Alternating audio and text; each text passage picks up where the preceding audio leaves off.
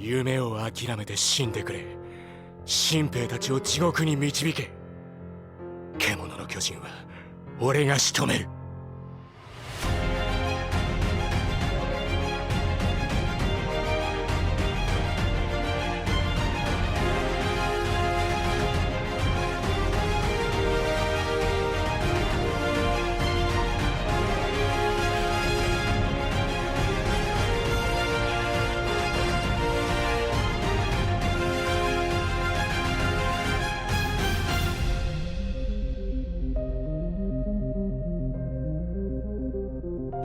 エルミ、獣を仕留める約束だが、まだ先になりそう。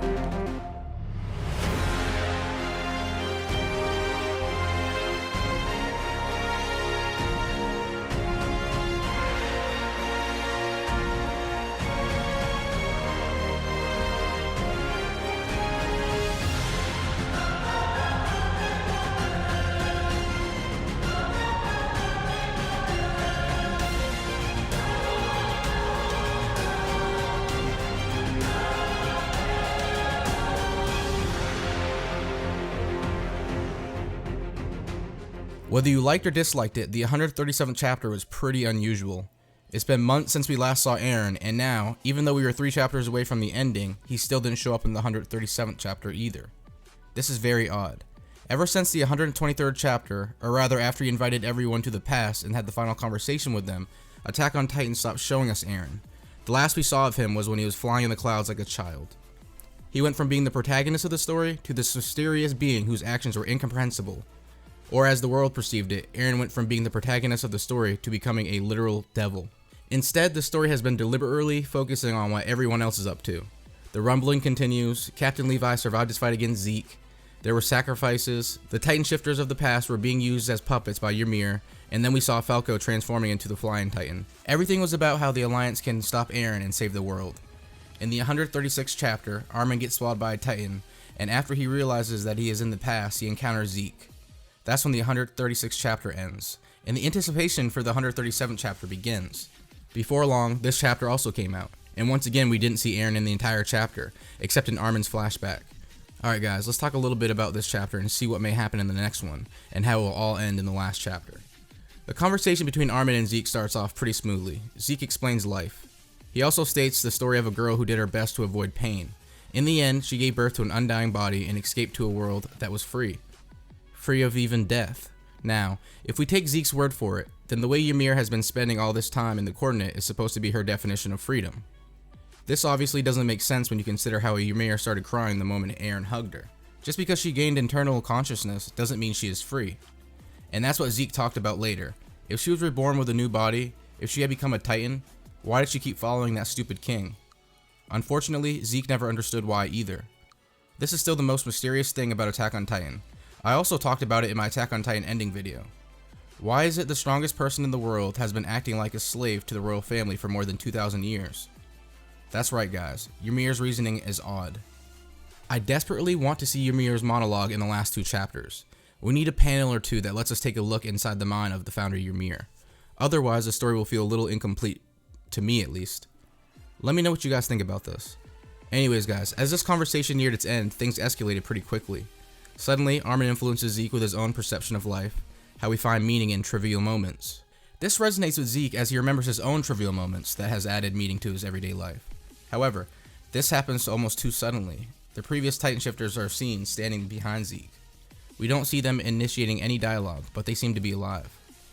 Armin understands that this is happening because the founder Ymir wants something from them. Everyone is connected by the past, and in the realm of past, the concept of death doesn't exist.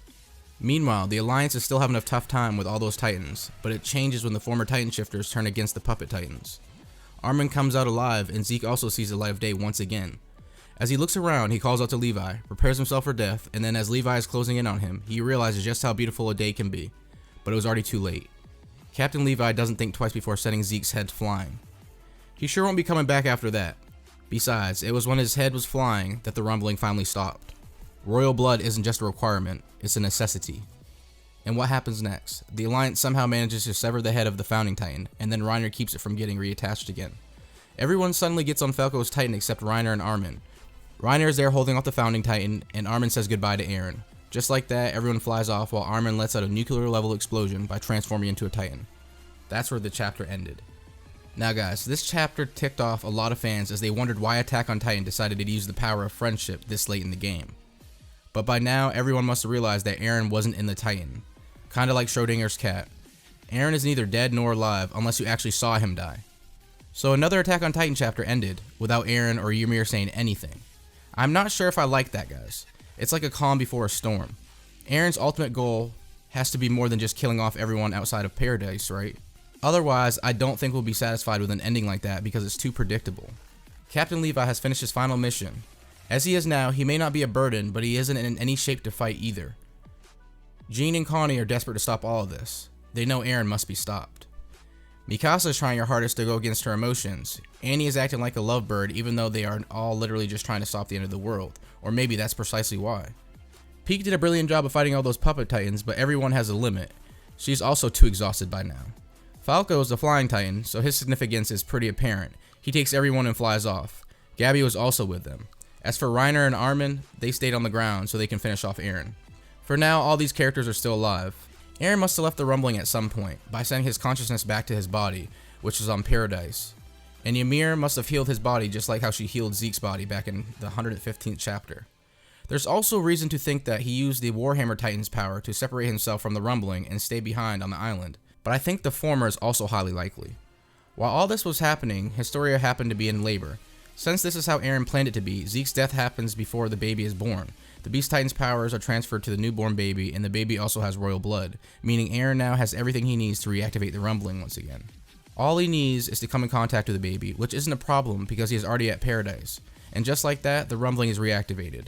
The Alliance panics as they see those tens of thousands, possibly millions of colossal titans moving forward, and this time they know that the person they must stop is not even there. You see guys, I think Isayama wanted to show us how meaningless the struggle of the Alliance really is. All of the hate that has accumulated over the 2,000 years cannot be distinguished by one temporary alliance. An ideal ending is nothing more than an ideal. People thought that all those people that came back to help everyone was because of the power of friendship, and the manga is going to go Naruto on us.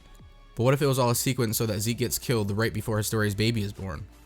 Now the Alliance has no chance. They have a reason to fight, but they can't do anything.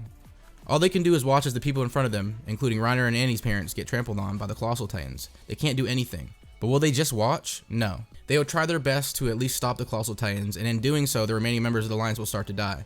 From what we've seen so far, it's obvious that Eren knows what he's doing. It could have been that Ymir was controlling Eren, but I doubt that. A person who has lived millenniums as a slave won't be the deciding factor of how this story ends. Besides, when Grisha saw the ending, he was horrified to death. He even went as far as to beg Zeke to stop Eren. He knew what was going to happen, and he realized that from now on everything will go according to Eren's will. However, the event where Eren and Zeke talked to Grisha through memories happened before he gave Eren the two Titans. Even though he could have chosen a different person, or avoided it altogether, he still ended up giving Eren the Titan. This sounds even crazier when you consider how Grisha regretted everything. Eren has always had but one goal, to exterminate all of his enemies. For that, he fights. So in a way, chapter 137 is a breather for us before the despair that is coming in the next two chapters. Be that as it may, even though the Earth Devil's existence was explained as life itself, there are still a few uncertain things about Attack on Titan. What is the foreshadowing behind Falco's dream? What did Grisha see in the memories of future Eren? What does Eren's dream in the first chapter really signify? I mentioned this in my previous video too. There's a high chance that Eren will somehow take the ability of Titans from everyone before he dies. Because that way, the world will be free of the curse of Ymir. Of course, the only people alive would be the island dwellers, but that is the ideal future that Eren seeks. He was always prepared to sacrifice the rest of the world for the sake of his freedom, as well as the freedom of his people. Though the way things are, there seems to be a possibility that Eren might live through it all. But we also know that after all he has done, letting him live is not a good ending. And let's not forget what Isayama said when he was asked about the ending. He said he wants to hurt the fans. And that's exactly what he is going to do. Well, one thing goes without saying. Eren literally spoiled himself the ending of Attack on Titan. That cheeky boy. However, that also means that he isn't free either. He is simply following the will of the future Eren. I do hope that it all ends with Eren somehow ending the curse of Ymir. But at what cost? The final panel is Eren hugging Ymir and telling her that she is free. The 2,000-year-long curse of Ymir finally ends. Both Ymir, the Eldians, as well as the world, is finally free of the curse. That's what Eren calls freedom, and that's an ending befitting of Attack on Titan. There you go, guys. These are my thoughts on what may happen in the next chapter. I'm sure you guys have a lot to say, so go wild in the comment section. Make sure you press that like and subscribe button, and turn on all post notifications. I will definitely do a few follow-up videos after this chapter is out. If you want to see other Attack on Titan videos from me, make sure you check out my playlist. It's continuously growing each week. Well then, that concludes this video. As always, I'm the Bearded Saiyan. Thanks for watching. I'll see you guys in my next one.